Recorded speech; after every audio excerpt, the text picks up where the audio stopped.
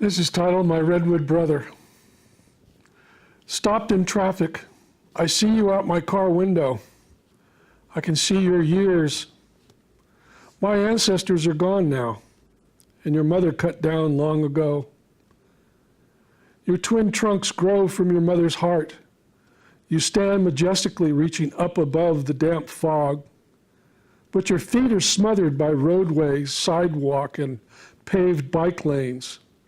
No nourishment seeps to your throat, only inches of soil for your roots to drink. Only a few feet away is constant cigarette smoke and idling exhaust pipes that blacken your bark. Sadness overwhelms me, tears fill my eyes. What can I do? How can I undo man's straight lines, man's blindness? Carbon moisture clogs your veins. Bad air becomes the air you breathe. Thinning copper leaves instead of lush dark green limbs. I weep for you, for our children, and I sob for our planet. I call out your ancient Ohlone name and whisper my sorrow. I get out and tightly wrap my arms around you. Can you feel my beating heart? I want you to hear my sadness, my regret, and to know my love, my Redwood brother. This is titled Officer Joe. Let me tell you about my day. I usually walk about 2 hours each day to get away from my computer. Today I decided to walk in the forest. I decided to take some new trails, and yes, I got lost. So 4.5 hours later, I was back at my car, and boy, do my feet hurt. I wanted to find old-growth redwoods in the forest. Wide trails became narrow trails used by horses, but I did find 5 old-growth redwood trees. All I could say when taking in their majesty was Magnifico, Magnifico, Magnifico. Something the early Spaniards might have said when first seeing these giant trees. The tops were way above the canopy, showing new yellow-green growth from our wet winter. The forest floor is covered with ferns, thick with green, healthy ferns. I took a few new growth leaves from the base of the redwood.